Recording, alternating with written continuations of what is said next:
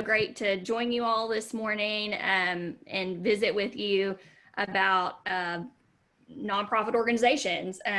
This is a very large portion of my practice and probably my favorite area. I want to give you guys just a little bit of background about me before I kind of jump into everything. I went to law school in Little Rock, and then I went on to the University of Florida to get my master's in tax law.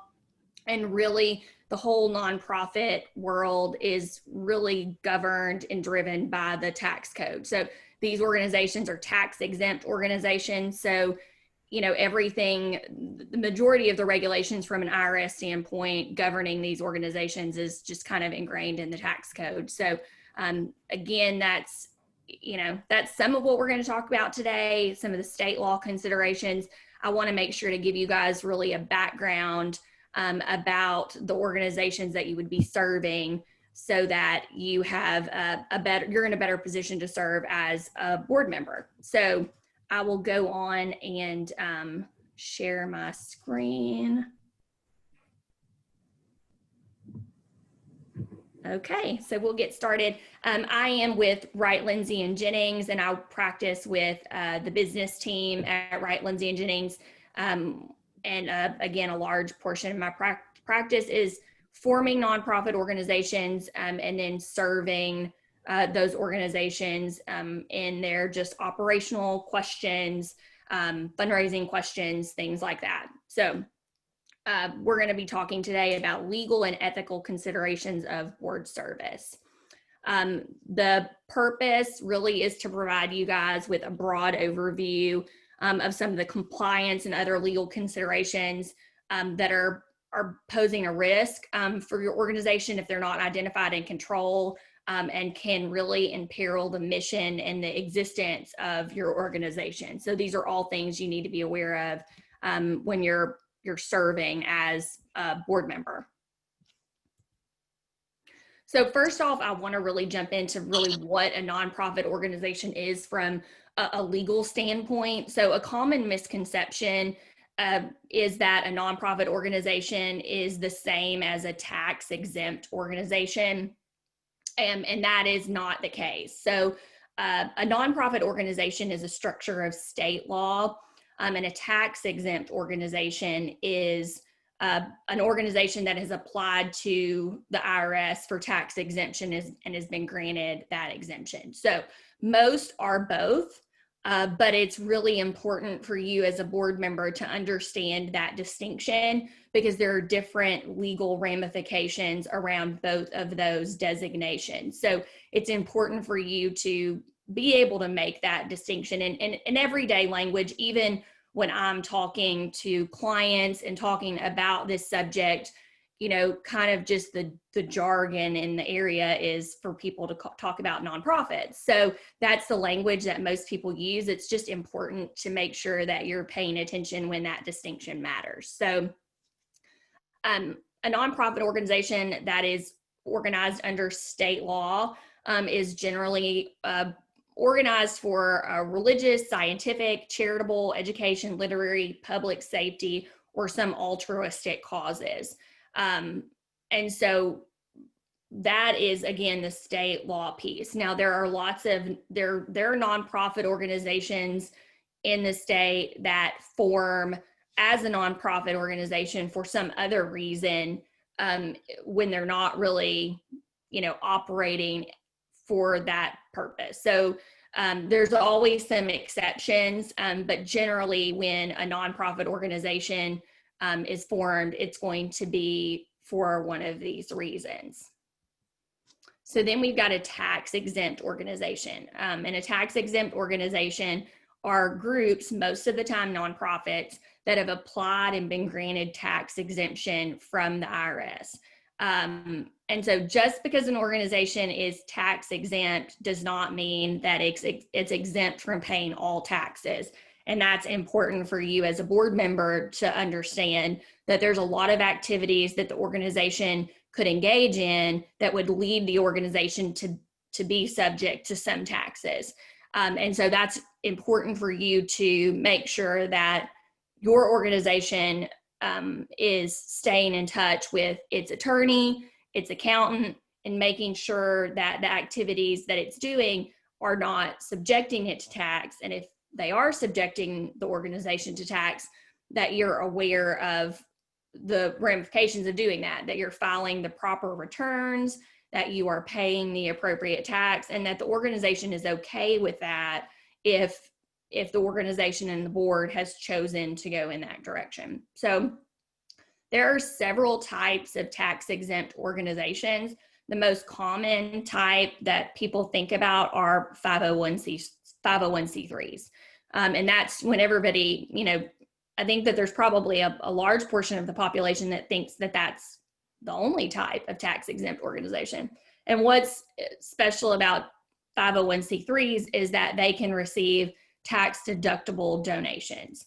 And so there's a lot of nonprofit organizations, tax exempt organizations that don't pay taxes. So they're exempt, they don't pay taxes on their income, but they are not eligible to receive tax deductible donations. One of the examples that I always give people that I think is a really easy example is, national fraternities and sororities. So you've got a national fraternity or sorority, which is a social organization, and it is tax exempt, but it is exempt under another section of the code. And that's why you see in a lot of cases these national sororities and fraternities that have a corresponding, what they call corresponding foundation, and their foundation arm will be a 501c3.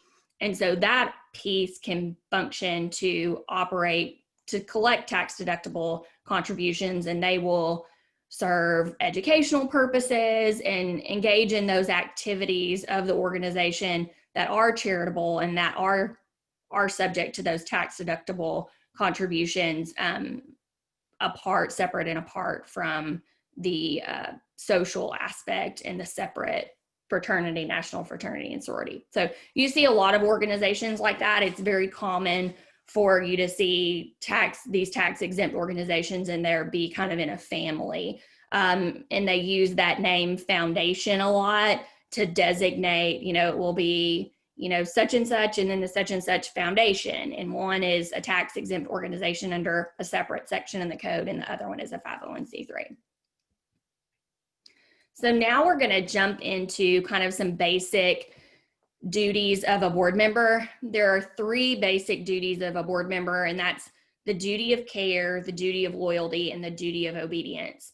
And it's really important when you are serving as a board member to understand what your responsibilities are and what potential liability you have in serving in that capacity. So the duty of care is really requiring a board member to exercise the same duty of care in its relationship with the organization that any prudent or ordinary person would. So you are required as a board member to stay informed about the aspects of the organization and to take appropriate steps to meet the objectives of that organization. I think it's just real, you can't just kind of sit on a board and not do anything. And that is, that's really what the duty of care is about, is requiring board members to actually, show up, be informed, and participate if you're going to serve on a board membership. You can't just kind of step back and not do anything and then, not, kind of say, oh, my hands are clean because I wasn't involved. You have a responsibility to be involved and be informed. The next is the duty of loyalty. And the duty of loyalty is really kind of ingrained in conflicts of interest, which we're going to talk about a little bit more. But a board member has a responsibility to be loyal to the organization. It's really common for, board members or an organization to interact with organizations that are also related to the board member. So, might interact in some contract or just engage in some kind of relationship with another organization that the board member is a part of. And so a board member is responsible to disclose any conflicts of interest.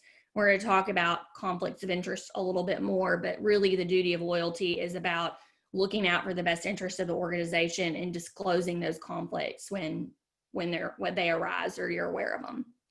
And the last duty of a board member is the duty of obedience.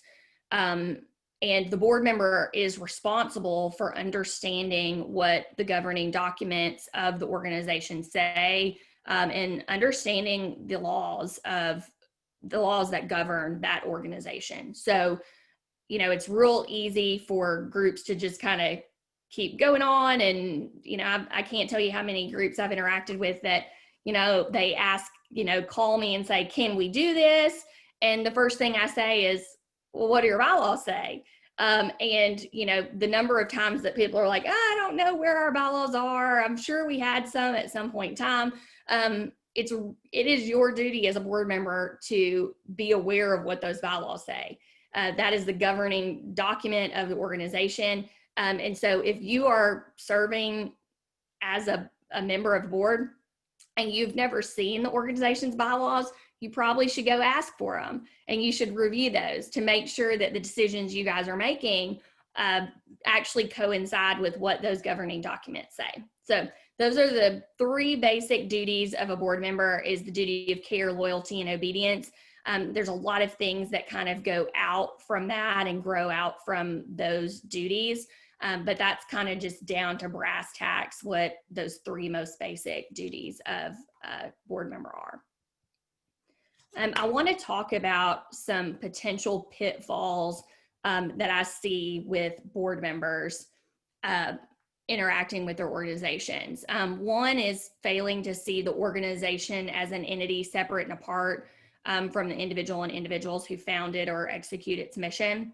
The second is failing to identify and comply with the rules applicable to the business. And the third is failing to recognize mission creep or onboarding of new and differentiated risk. The first, the failing to see the organization as an entity separate and apart from the individuals who founded it, is most often seen when a group is starting a new nonprofit. So when a group has an idea and they come to me and say, this is what we want to do, it's really easy to see for folks to kind of get caught up in, this is mine, and they found it and they say, this is my organization, and having a hard time seeing that that's actually separate.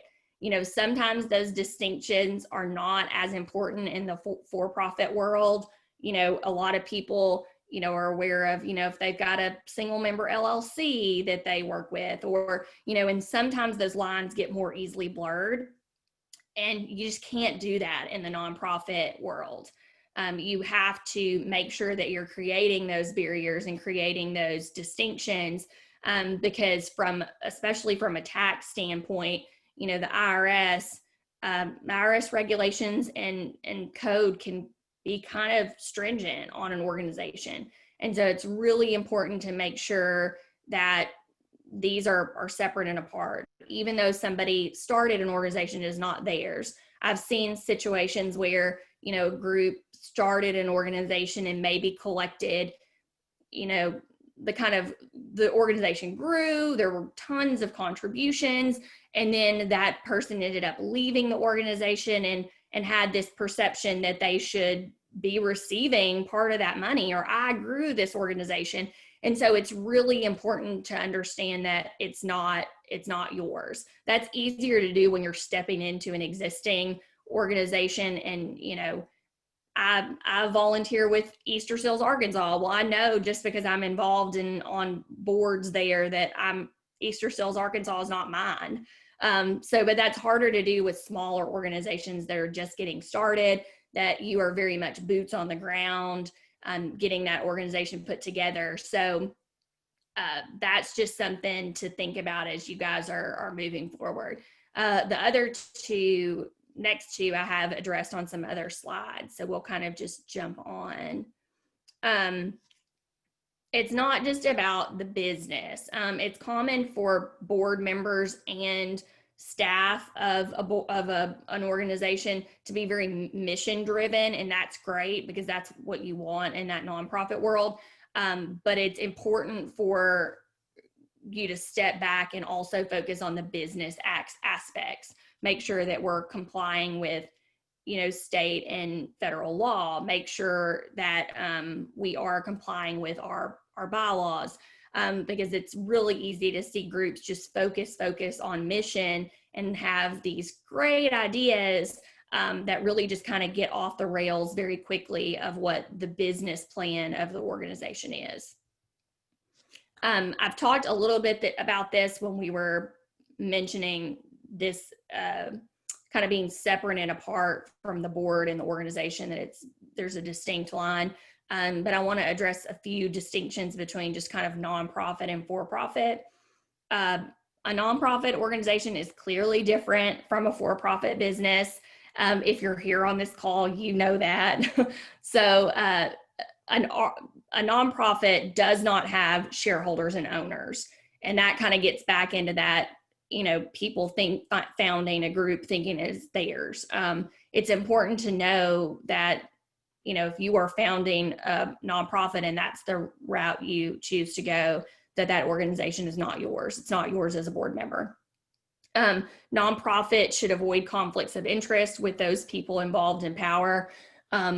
One thing that I see a lot of is that a paid officer should not also be a voting director. So there's a lot of different levels of size and management of nonprofits that we see. There's a lot of nonprofits that are strictly, governed and operated by volunteers, and there's not any employees. And it's really the board members managing the day-to-day, and also working towards the main objective of the organization. A lot of times what we see in large organizations is the board is really kind of driving the long-term and large-scale objectives of the nonprofit. So that group is deciding who is, what are going to be the long-term plans, what are we wanting to accomplish in the future. The board will be hiring some of the main people, controlling the day-to-day operation. So if you're on a board for a larger organization, you might be having a meeting once a month or quarterly, and you hired the CEO of the nonprofit, but the CEO is there, and the CEO is the boots on the ground operating the day-to-day. And so those are kind of just, as an organization grows, those are some distinctions you see. But it's important that the people that are paid are not also voting members of the board. So board members in most nonprofits are not paid. So if a director, moving on to kind of talking about conflicts of interest a little bit, we've already mentioned that a director should be disclosing if there's a conflict of interest present, but a director should also be recusing him or herself from any vote if there is a conflict of interest. And so if something comes up and we're going to possibly, enter into a contract to purchase something from, Joe's business over here, then Joe needs to disclose that Joe owns that business. And then Joe needs to recuse himself from the conversation and discussion about whether that contract is appropriate and fair for the nonprofit. So, in conflicts of interest, the IRS even publishes kind of a standard conflict of interest policy. So, if your organization that you are a board member of does not have a conflict of interest policy, they should, and they're supposed to. So that's something else to kind of make a little note of. If you're serving on a board and have never seen a conflict of interest policy, at your next board meeting, you might want to bring that up, and there's one published by the IRS that you guys can adopt and use. So according to the IRS, a conflict of interest occurs where the individual's obligation to further the purpose of the organization is at odds with their own financial interest. And so, always these conflicts of interest are going to involve some kind of financial interest. And so we also need to be careful, not just something that you're directly involved in, but if your son or daughter has a business, or your mom or dad has a business that you're interacting with, those are potential conflicts as well. So again, those things, the policies and procedures should all be outlined in the conflict of interest policy. So that's something to make sure your organization has. So now we're going to jump into a few to-dos and not to-dos in your board kind of membership. One to-do is to always have and act in accordance with the bylaws. Like I mentioned, if your organization does not have bylaws, that's one of the things at the top of your list that you need to create and pass for your organization. If they've not been updated in 40 years, then you need to look at those and see whether or not they need to be updated. The laws are constantly changing, so it could be that your governing document is out of date or just needs to be updated based on how you're practicing now. You should be conducting proper board meetings. And by proper, I mean, actually having a meeting. Are we having it, in person if we're not in COVID? Or are we going to have it via Zoom? But we should be having a proper formal board meeting. Now, how often you have board meetings is something that will be set out in your bylaws. A lot of organizations will meet quarterly. Some that are busier, have more things going on, might meet monthly. It just really depends on what kind of roles your board is serving, whether you're just kind of a large scale planning or whether the board is kind of more boots on the ground, a smaller organization, and the board is operating day-to-day things. All nonprofits or 501c3s are required to file 990 information returns. There's a vast number of different types of 990 information returns. There's some that are as simple as, we are not bringing in very much money. We log in on the IRS and check, we only had this much money this year, and that's all that it is. And then there are full-blown, information returns that look like a full tax return. So those are things that need to be taken care of every year. An organization can lose its exemption if that is not done. And so that is something that's generally on the board to make sure is happening. Like I mentioned earlier, and we talked about, have and enforce a conflict of interest policy.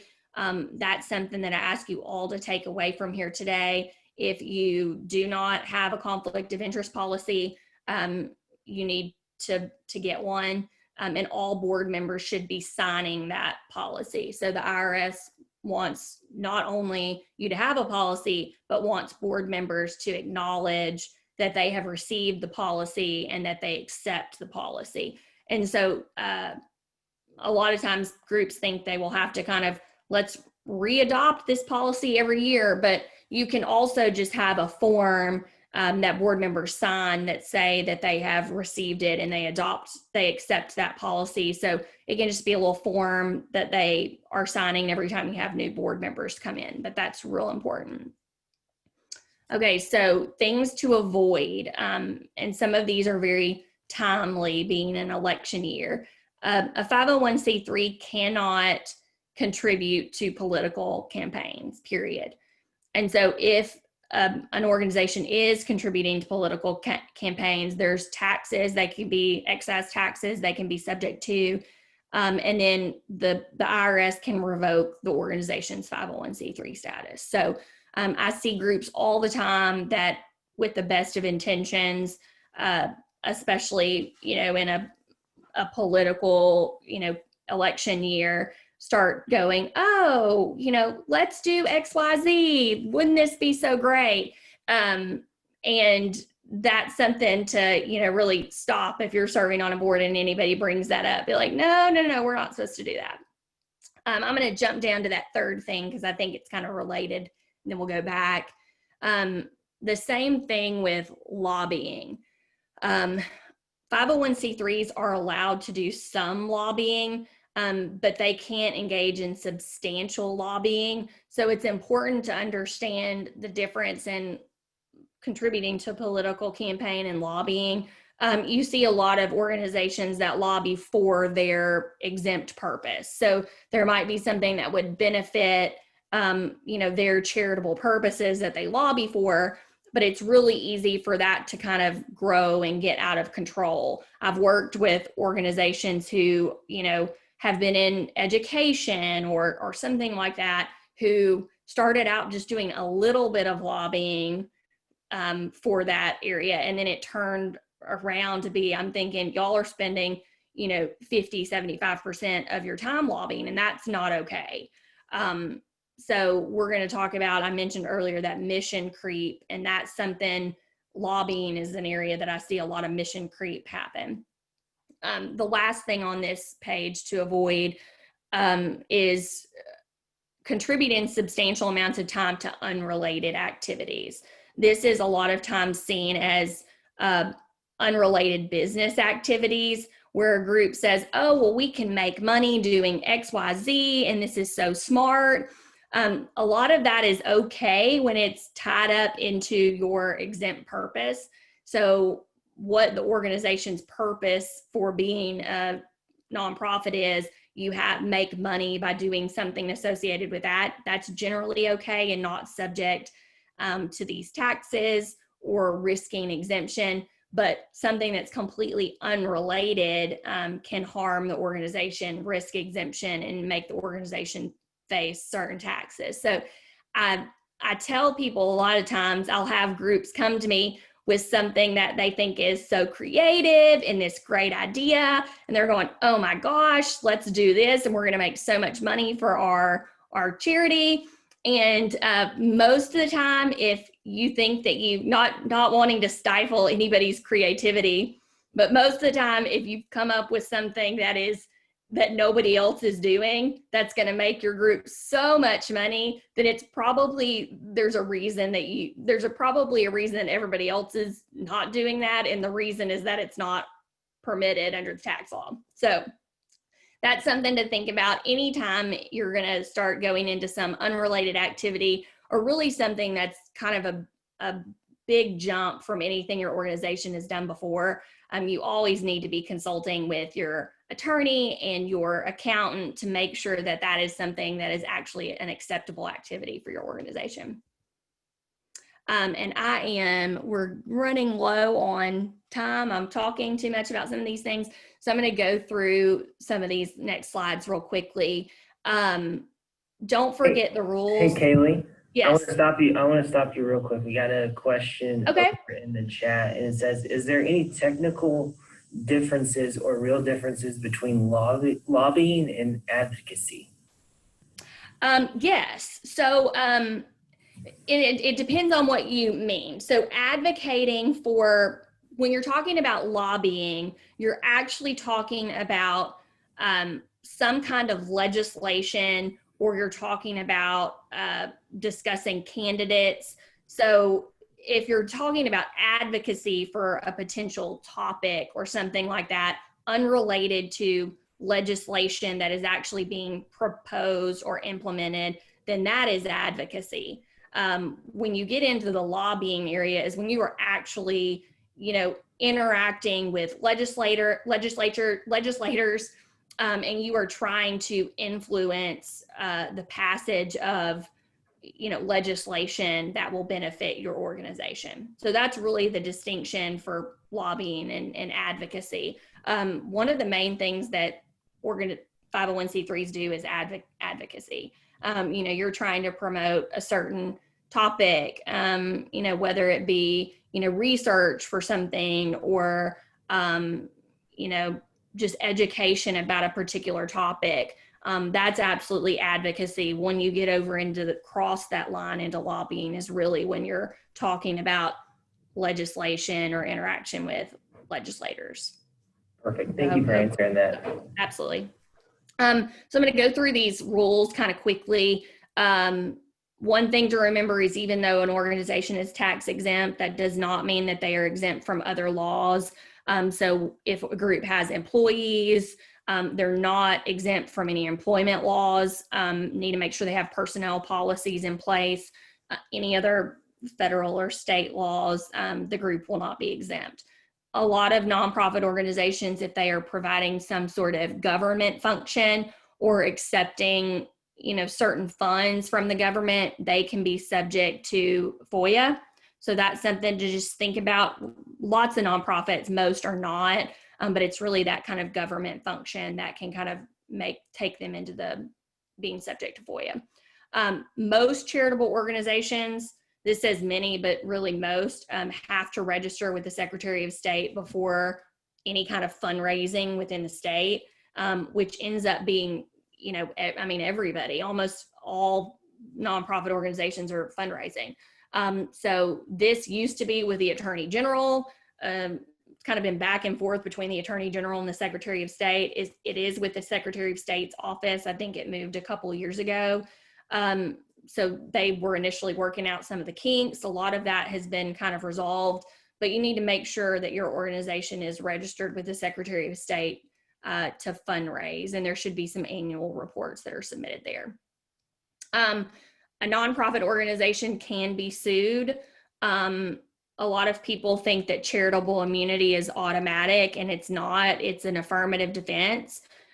So charitable immunity does not mean your organization cannot be sued. It can be, and then you have to assert and prove that you are eligible for charitable immunity to be immune from that suit. And then there's several factors that take into account whether or not an organization would be eligible.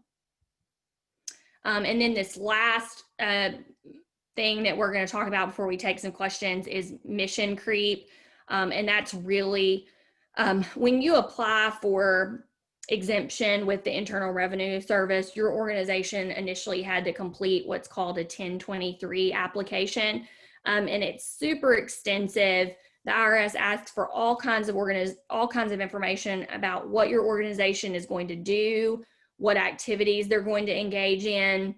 And so that's important. An organization is supposed to keep that 1023 on record. So you should be able to ask, as a board member, ask your organization for that, and you should be able to review that. And that's important for a group to look at, because it's very easy for an organization to have what we call this mission creep over the years. So you start out saying, we're going to do X, Y, Z, and these are going to be our purposes, and this is going to be our goal. And then over the years, you take on this new project, and we have this new goal, and it slowly just kind of creeps into being this entirely different purpose. And so that is important, because you have to notify the IRS of those changes. So a lot of times when I'm working with clients and they come to me and say, okay, we're going to start doing this, then generally it's fine. You know, they're generally wanting to do an activity that is also an exempt purpose. There's no problem with that, but we need to update and amend that application so that the IRS knows how the activities of the organization have changed. So that's something to be conscious of as you are really driving that growth in your organization. I've just got a little slide here just about my firm that I'm going to skip over. And I've got all of my contact information here if anybody wants to write it down. And I'll get with Ross and get him these slides, especially since we kind of flew through some of those content heavy slides at the end. I'll get him these slides if anybody wants them to have that information.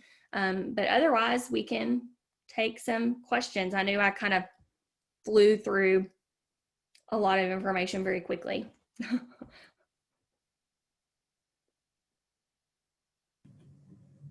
So we can kind of do this like we did last time. If you have a question, just feel free to, you know, pop in there and just take yourself off mute and just pop in there and ask your question.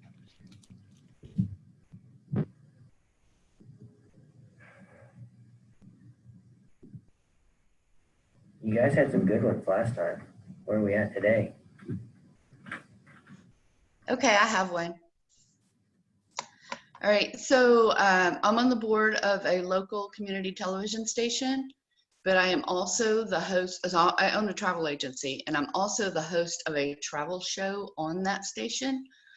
We don't promote the company. It's more informational for, you know, just for people, what's going on in the travel world, that kind of thing. Do you see any conflict of interest in that? There could be a potential conflict if there's actually a contract with the organization about that, for that program. If there's not actually any money exchanging, if you're not paying for that or they're not paying you for that program, then there really wouldn't be. The whole point is really if there's any, what kind of, financial interest that there is in that interaction. So if it's actually a contract for the program, then that's something that you would just need to disclose with the board. Again, when you've got conflicts like that, it's not that they're not okay. You just need to disclose them. Okay. Yeah. There's no money changing hands or anything. So yeah, then generally that's not an issue. Awesome. Thank you. This is Wendy, and we just have a question. Last week they talked similar to what you had said, and I loved how you expounded on more with the conflict of interest. So if you have a CPA on the board, and you would think the CPA would do the taxes, is that a conflict of interest as long as they're not voting to choose them? When the vote happens, yeah, they excuse themselves? It can be a conflict of interest. So generally, like when a professional is serving on a board, whether it's an attorney or an accountant, you're not also supposed to be providing those, professional services to the board. So like when I'm serving on a board, I'm a tax attorney, and I obviously can use that knowledge that I have. That's, a lot of times that's a benefit to me serving on the board, but I always have to make that distinction. Like I'm not the organization's attorney. This is my information, but I have to kind of like take off my board member hat and put on my attorney hat and vice versa. That could be something that is kind of hairy. There could be, again, you can interact. It's kind of different because they're actually professional services. Now, as long as that accountant is, again, recusing himself or herself on the vote to hire, then that's generally okay. Okay. It's just something that can definitely be in an area that's a little hairy that you want to be careful about. Okay, thank you. We have another one in the chat over here that I'm going to ask is, if a nonprofit gets into financial trouble, what is the liability of a board member? The liability, what kind of financial, are we talking about? Like what kind of financial trouble? Like debt or? I would assume it would be like debt. Yeah, debt. Debt. Okay. Yeah. The board members don't have direct liability for the debts of the organization. So, I mean, you have this responsibility. There can always be, when you're talking about liability, was there a bad action on a board member? So that's something that a distinction that you need to make. If there's not actually a bad actor involved, there was not any, anything illegal going on, an organization, the board members are not directly financially liable for the debts of the organization. Now, there's always exceptions if somebody's, embezzling funds or something like, if there's some reason like that, some bad acts by board members that led the organization to be in that debt, then that's another story. But generally, there's not direct liability of board members for the debts of the organization. So kind of going off of that a little bit more, when would a board member potentially be liable for something? It's really when there's there's been some illegal acts by the board members. So, there's not really, as long as you are, and generally in the, in the law, there is, if you are staying informed and you are, doing the best, a board member is not going to be liable because there was a downturn in the economy and things just got bad. So really it takes some bad acting by those board members to lead to any kind of liability. I have another question over here. Speaking on the same subject about offering services while on the board, so if an event manager is on a board, would it be a conflict for them to organize a fundraiser or a communications or social media expert on a board handling the needs of the facility, or does it just apply to law and attorney? It's really just, most of that is really more of it's related to kind of the separate professional liabilities of attorneys and accountants and professionals. So it is a distinction of like that, the organization that I'm serving on a board for, they are not my client. So there's not that attorney-client relationship. So I cannot provide attorney-client advice. So there wouldn't be any. Now there would be a conflict of interest if you are serving on as a board member and they're paying you for those services, then you would need to follow that conflict of interest policy. But you volunteering your time in like an event planner capacity, there wouldn't be an issue there, because there's not that, the attorneys and accountants, it's really the separate professional guidelines that are governing those specific professions that are at play there.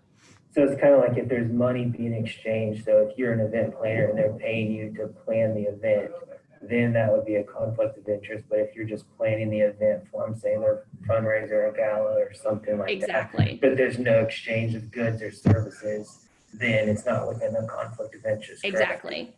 Okay. Perfect. Are there any more? You guys are coming up with some really good questions. Are there any more that we have today? Hey, Kaylee, I had a question about your comment on officers serving on the board. So, like in healthcare organizations, like hospitals, it's not uncommon to have CEOs and CMOs that are also on the board. Can you talk about, is that a legal requirement or is that a best practice? And can you kind of flesh that out a little bit? It is a matter of, so you have those people, a lot of times those people serve on the board, but they are like an ad hoc board member, or they're not a voting board member. So absolutely, when you've got somebody that is like the CEO, they will always sit in on the board meetings. But the reason that you have that distinction of officers and directors not also serving as a voting member of the board is because the board votes for that person. So it's creating kind of this checks and balances situation. Now you've got it's always talking about like somebody's being paid to. And again, there's always exceptions, but generally when you've got organizations, the board is hiring the upper management of the nonprofit, and then that they are answering to the board. So just tagging on, what about for like quorum purposes? I mean, they wouldn't serve for quorum. I mean, that's governed by the bylaws. So whatever the bylaw says, but generally when you're talking about quorum, you're having to count voting members. So those people that are like just honorary members of the board, or, serving on a board for providing information only, those people wouldn't count for quorum, but that all should be outlined in your bylaws. And that's a law, not a best practice? Yes, generally. And kind of talking a little bit, what's the main difference between like a board member and an officer? So board members, a board member of a nonprofit organization under the Arkansas Nonprofit Corporation Act, there have got to be 3 board members for a nonprofit. So there have to be at least 3. And so those people are the ones that are really in control of the organization. An officer is selected by the board. Now, if officers are not getting paid, they can generally be officers and board members. So you can have like a president, or, in nonprofit world, we most often have like executive directors. So you could be, sometimes when groups are really starting out, you have people that are in those officer capacities as well as serving as board members. But whenever you're talking about people getting paid, then there's that distinction. Somebody should not be getting paid and also be serving on the board. I have people get confused a lot of times too, because you can have officers of the board and officers of the nonprofit. And so like the chairman of the board, the secretary of the board, those are not officers of the organization. They are officers of the board. So there is that distinction as well, and that confuses people a lot.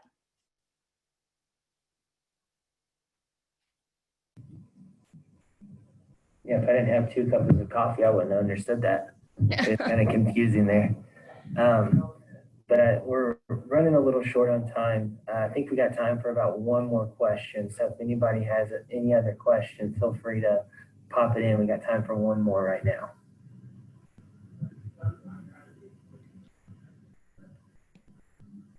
All right, if I'm not hearing any, Kaylee, I just want to thank you for your time today.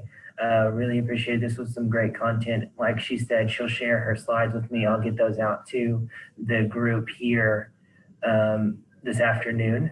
And we look forward to seeing you guys next Friday, same time, same place. We're going to be diving a little bit deeper into the financial side of board service. So we'll be talking a little bit more about that. So thank you guys for attending today. Look forward to seeing you next Friday at 10 a.m. And again, I'll send out the PowerPoint later this afternoon. And then on Wednesday of next week, I'll send over the Zoom link for our next meeting. So thank you guys. Enjoy the rest of your day. Enjoy your weekend. And we'll see you next Friday. Thank you.